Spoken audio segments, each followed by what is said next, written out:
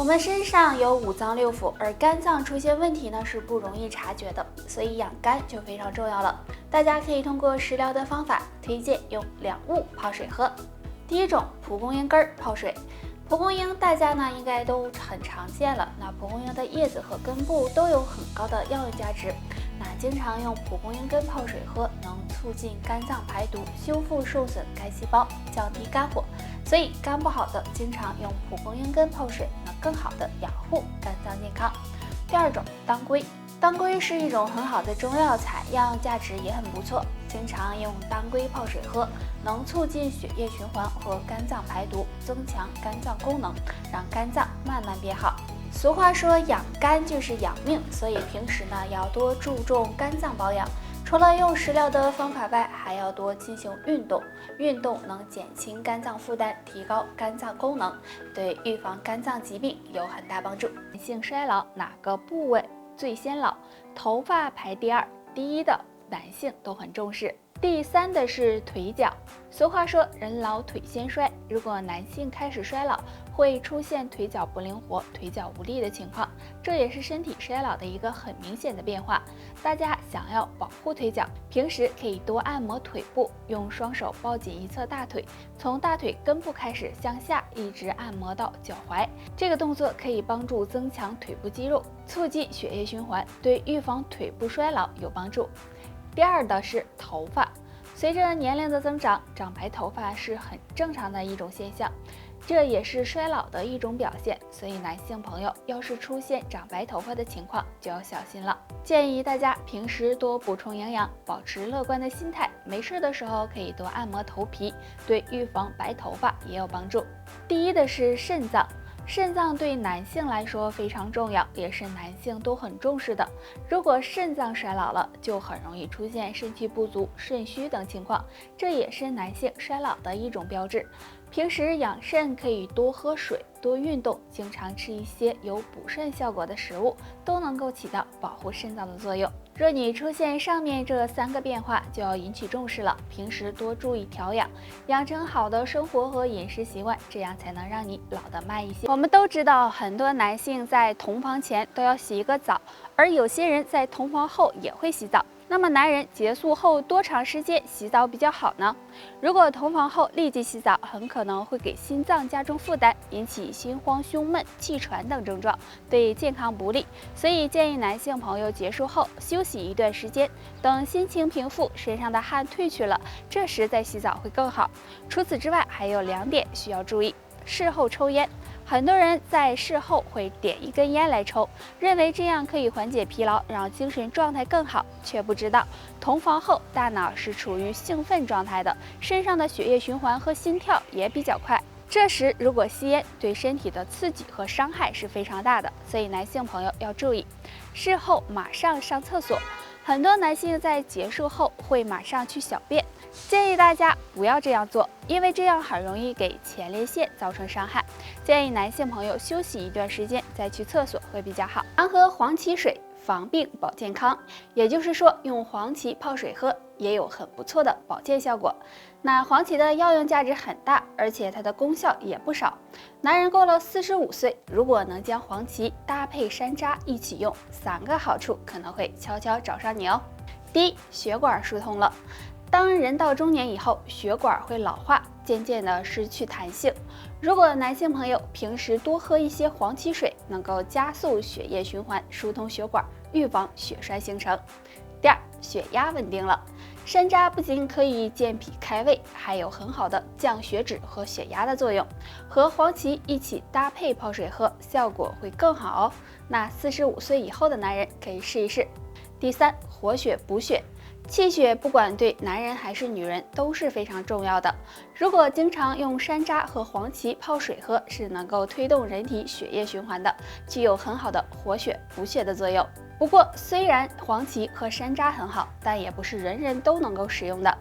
那黄芪啊，属于温补的中药材，阴虚和湿热的人就建议大家不要吃了。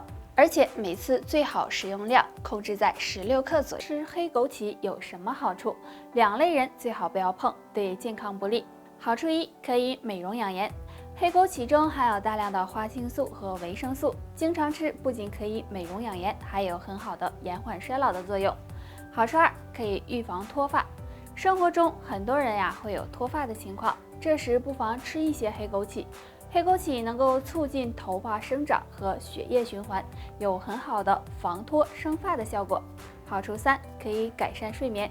经常失眠、睡眠质量不好的人，可以每天睡觉前吃几粒黑枸杞，有养心安神的功效，可以帮助改善睡眠。所以经常吃黑枸杞对身体健康有很大益处。对于黑枸杞，大家可以泡水喝，也可以直接嚼着吃，每次最好不要超过10克。那有2类人是不宜吃黑枸杞的。第一种，脾胃虚弱的人。如果脾胃虚弱的人吃黑枸杞，很容易出现拉肚子、消化不良等情况，所以建议这类人最好不要吃。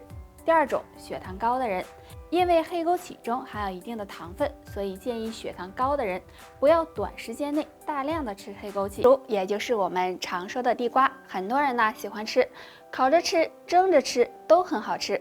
而且红薯含有很多的营养，经常吃可能会收获3个好处。下面我们就来看一看。好处一，减肥预防便秘。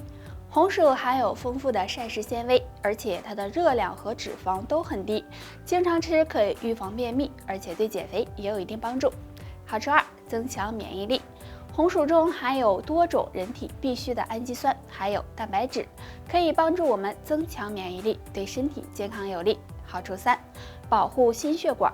红薯中含有的钾元素、叶酸以及维生素都有很好的保护心血管的作用，经常吃可以预防心血管疾病。红薯虽然好，但也不是人人都适合的。下面的这2种人建议就不要吃了。第一个，有胃溃疡的人，因为红薯中含有一种氧化酶，会在人的肠道里产生2氧化碳，吃多了会出现腹胀、打嗝的情况，所以胃溃疡的人不宜食用。第二个，空腹的人，如果空腹吃红薯，很容易产生大量的胃酸，刺激胃黏膜，对肠胃健康不利，所以建议空腹时也不要吃红薯。不好的人手指会有2种表现，每天敲打5分钟，养肺护肺。表现一，出现杵状指。杵状指一般出现在长期吸烟的人身上，如果发现自己的手指指尖变粗，就要小心，很可能是肺部出现了问题，最好检查一下。表现二，拇指肚干瘪。大家可以试验一下，用力的按压一下大拇指指肚，如果出现干瘪的情况，而且一段时间不能够恢复，那就要小心了，可能是肺部出现了问题。如果你手指出现上面这2个异常，就要抓紧养肺了。下面教大家一个小方法，有很好的养护肺部的作用。这个方法很简单，就是敲打手臂处的肺经，从肩胛骨凹陷处沿着手臂内侧一直到拇指内侧端。敲打肺经的时候，手握成空拳，从肩膀开始，从上往下的敲打到手腕，手腕到拇指内侧这段可以用手指按压，每天这样敲打3到5分钟，每天坚持就能够起到很好的养肺效果了。难熬的3伏天过去了，但是迎来的却是最凶险的34天。因为出伏后天气逐渐转凉，昼夜温差大。那俗话说，早上凉飕飕，中午热死牛。这样的天气最容易使人出现心脑血管疾病，所以要及时做好预防工作。首先做好2防。第一，防秋乏。秋乏相信大家都听过吧？一到了秋天，很多人会感觉到浑身疲乏，整个人没有精神，浑身泛懒。所以大家这时就要做好防秋乏的工作，要保证充足的睡眠，不熬夜，勤加锻炼，早晚出去跑步、打太极、跳广场舞等。第二，防肺燥。